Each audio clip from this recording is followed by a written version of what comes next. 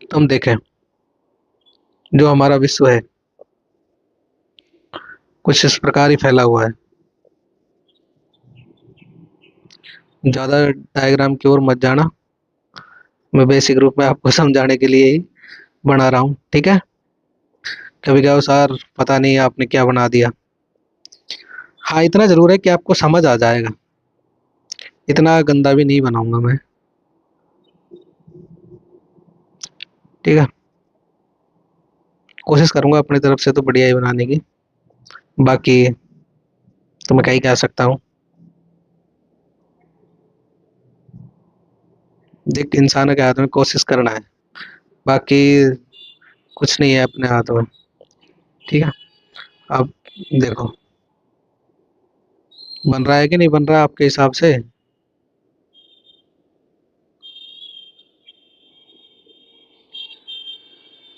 थोड़ा थोड़ा तो बन रहा होगा।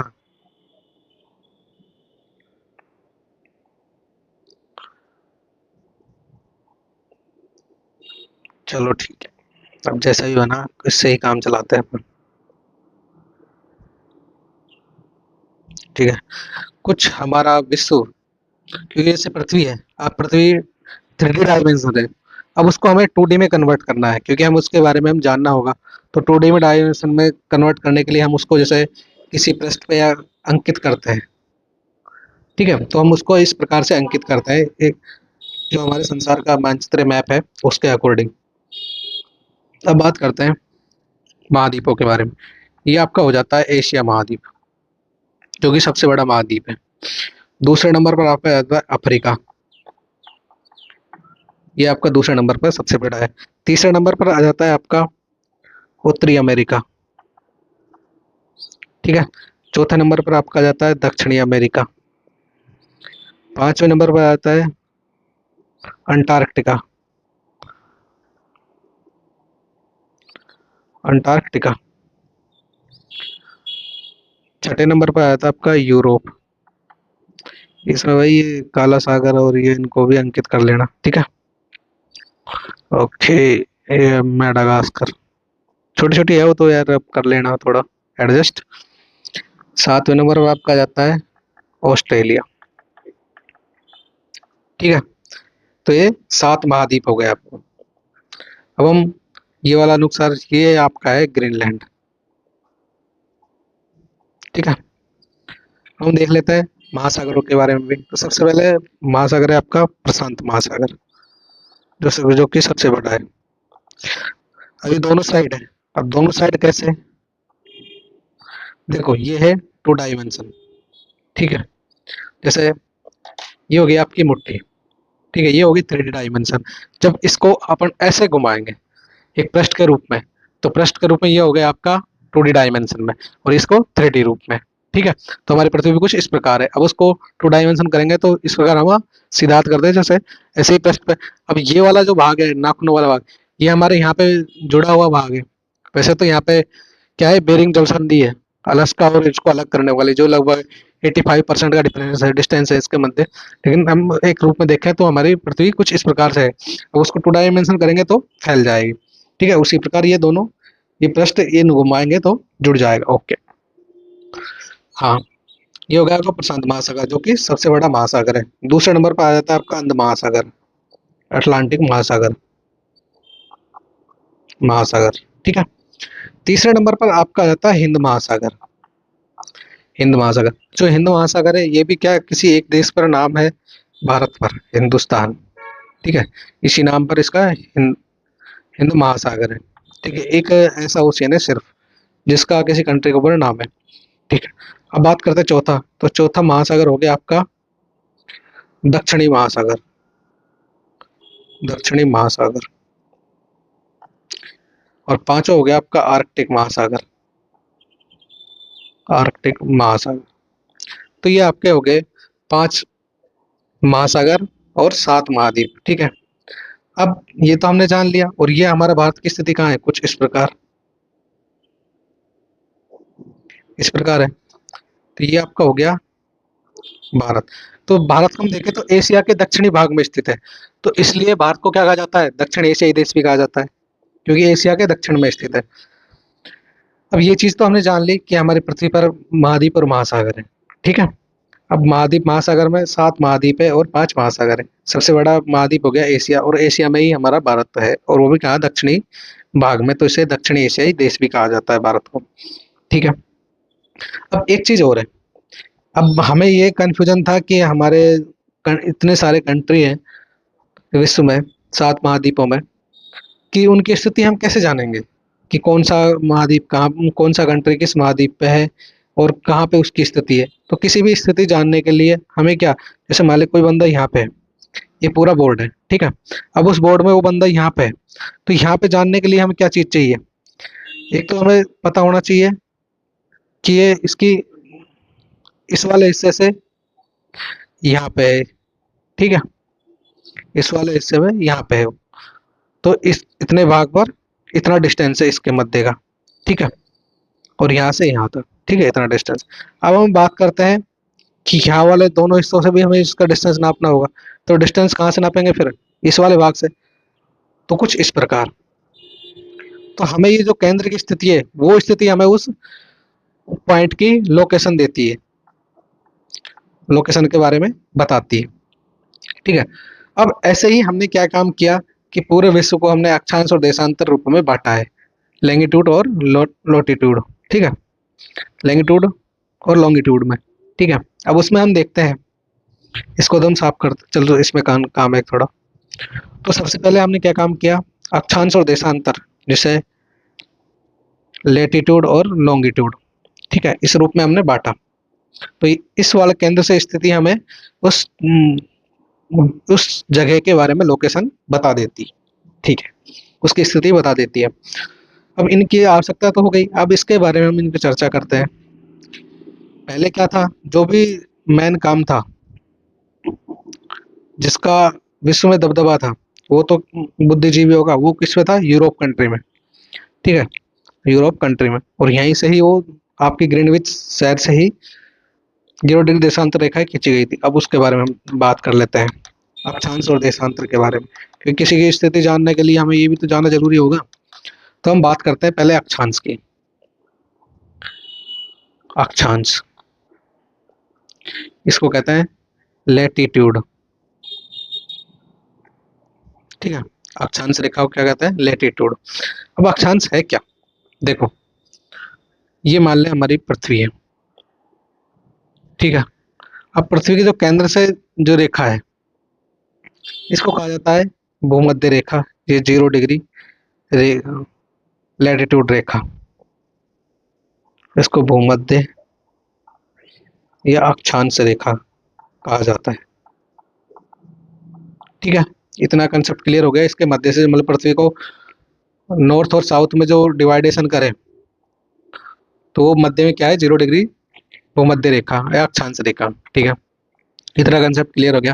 अब इसमें हम देखें कि नॉर्थ और साउथ में तो विभाजन कर लिया है इसने, अब इसकी आवश्यकता क्या थी अक्षांश की, अक्षांश की स्थिति, अक्षांश रेखा क्या डिवाइडेशन करती है, इससे हमें क्या पता लगता है, ये ताप मंडलों के बारे में बताती है,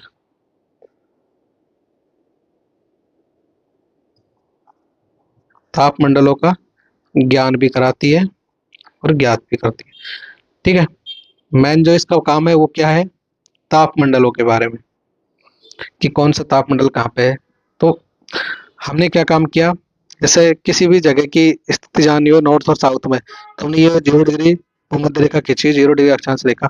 अब इसके किसी भी भाग से, चाहे यहाँ से, यहाँ से, यहाँ से, यहाँ से, यहाँ से, कहीं से भी, अब यहाँ से इसकी स्थिति जानने के लिए हमने क्या, यहाँ से अगर हम कोण किसी भी केंद्र से उस स्थिति का कोणीय दूरी नापेंगे, जैसे यहाँ से हम, ये केंद्र है, अब यहाँ से हम इसकी कोणीय दूरी नापेंगे, तो ये मतलब आ जाएगा आपका 66.5 डिग्री के आसपास, ये आ गया आपका 23.5 डिग्री। तो हम 23.5 डिग्री को डिवाइडेशन कर लेते हैं, 23.5 डिग्री नॉर्थ अक्षांश रेखा, ठीक है, ये आपकी हो गई 66.5 डिग्री। तो सर इतना ही क्यों डिवाइडेशन कर रहे हैं, कुछ कम क्यों नहीं कर रहे, इसके बारे में हम चर्चा करेंगे, अक्षांश।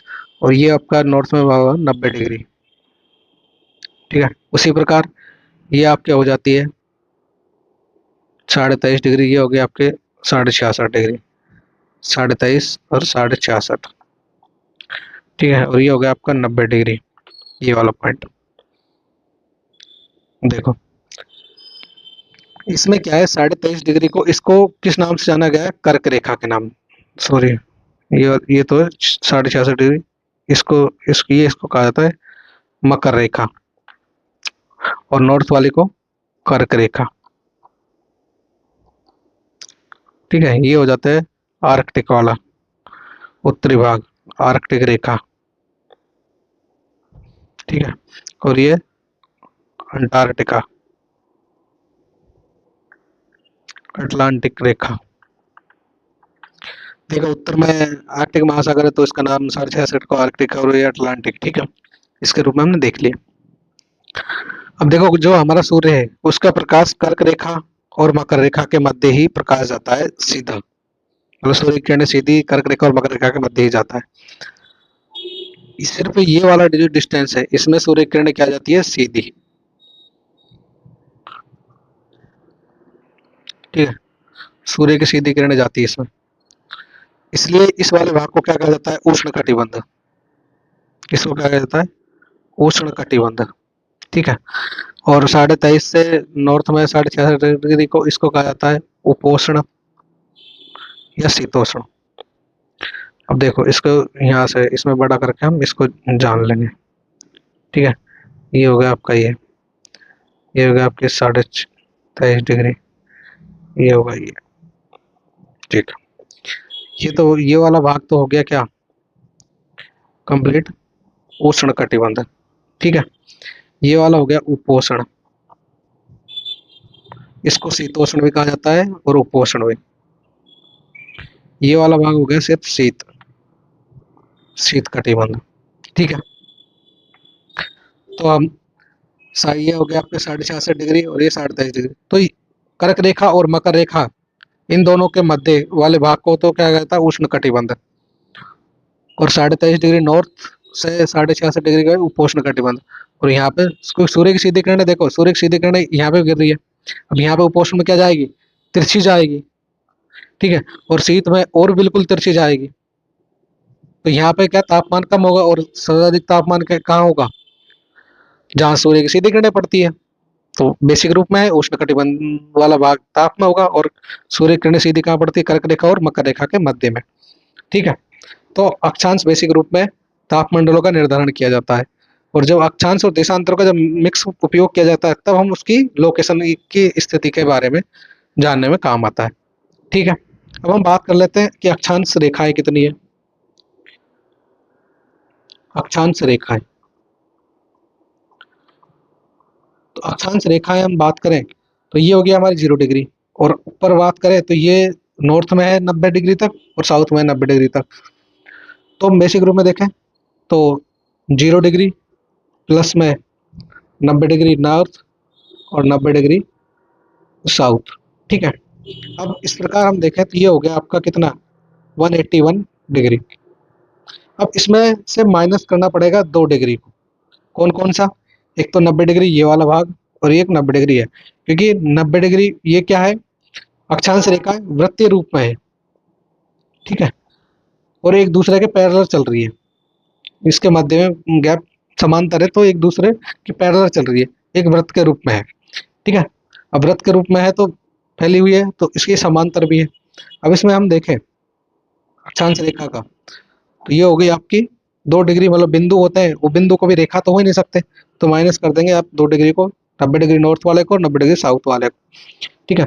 तो अब आपके पास आ जाती है 179 रेखा, ठीक है। तो टोटल अक्षांश रेखाएं कितनी है, 179, ठीक है। ये था हमारा अक्षांश का लैटिट्यूड के बारे में। अब हम बात करते हैं आगे किसके बारे में, देशांतर के बारे में। देखो इनका जो मिक्स उपयोग है वो तो क्या है, किसी जगह की लोकेशन के बारे में, स्थिति के बारे में चर्चा करने के लिए। अब हम बात करते हैं किसके बारे में, लैटिट्यूड, तो हो गई आपकी लॉन्गिट्यूड, देशांतर रेखाओं के बारे में, देशांतर रेखा, ठीक है। लैटिट्यूड, अब लैटिट्यूड क्या होती है, देखो जैसे ये हमारी पृथ्वी है,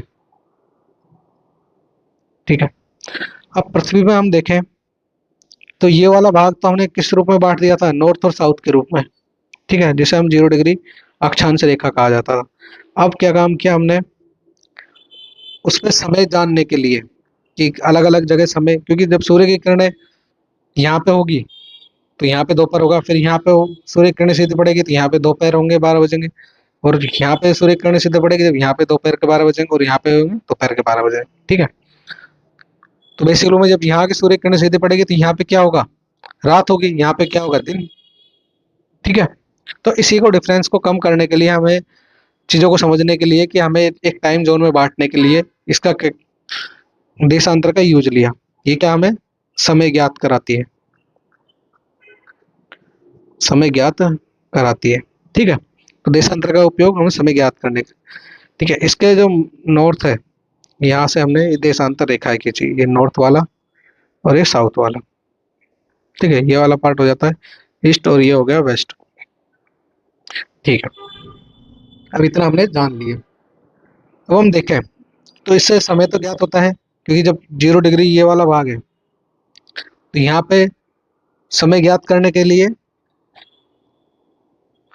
सूर्य की सीधी किरण यहाँ पड़ेगी तो यहाँ दोपहर के 12 बजेंगे, ठीक है। अब हम बात करें देशांतर, तो देशांतर की संख्याओं के बारे में, तो देशांतर रेखाएं हैं वो क्या अर्धवृत्ताकार है, अर्धवृत्तांश में फैली हुई है, समांतर भी नहीं है।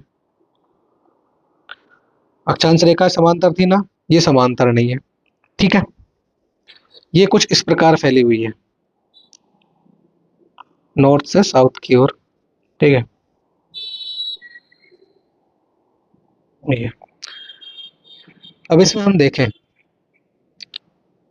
तो 0 डिग्री को हमने टाइम जोन रेखा भी कहा जाता है, इसको क्या कहते हैं, टाइम जोन,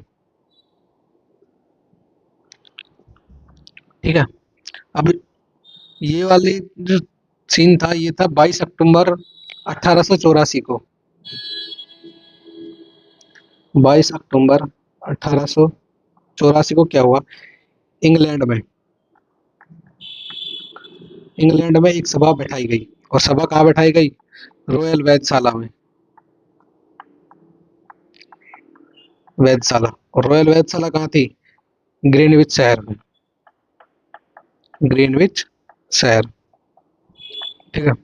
तो 22 अक्टूबर 1884 को इंग्लैंड में रॉयल वेधशाला में ग्रीनविच शहर में जो बुद्धिजीवी थे, जो समय का निर्धारण करना चाहते थे कि हमें हर कंट्री का एक समय जोन हो, जिससे कि हमें उसके बारे में पता लग सके कि वहाँ पे क्या स्थिति है, एक आसानी रहे, क्योंकि अगर अलग अलग जगह सूर्य किरणें सीधी पड़ती है तो फिर अलग अलग जगह समय अलग अलग होता है, क्योंकि जहाँ दोपहर के 12 बज रहे हैं उसी के विपरीत साइड में हम देखें पृथ्वी के तो वहाँ रात हो रही थी, और हाँ रात, ठीक है। तो इसलिए हमें जानने के लिए यहाँ पे एक सभा बुलाई गई, जिसमें हम निर्धारण किया कि जो पृथ्वी के केंद्र से नॉर्थ वाले इंग्लैंड वाले शहर से एक रेखा खींची गई, ठीक है। और इसी रेखा को क्या कहा गया, देशांतर रेखा, टाइम जोन रेखा, टाइम जोन रेखा, ठीक है। ये ये लगभग ग्रीनविच शहर से निकाली गई थी, ग्रीनलैंड से, ठीक है। तो ग्रीन देशांतर का निर्धारण इंग्लैंड शहर के रॉयल वेधशाला ग्रीनविच शहर से की गई, और कब की गई थी, 22 अक्टूबर 1884 को, ठीक है।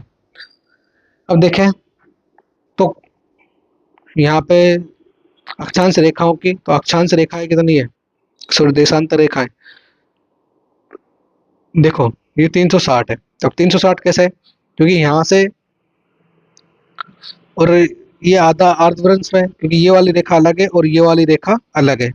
तो यहाँ पे हम अर्धवृत्त में देखें तो यहाँ पे कितना, कितनी रेखा खींची जाएगी, 180 डिग्री तक, और इधर भी 180 डिग्री तक।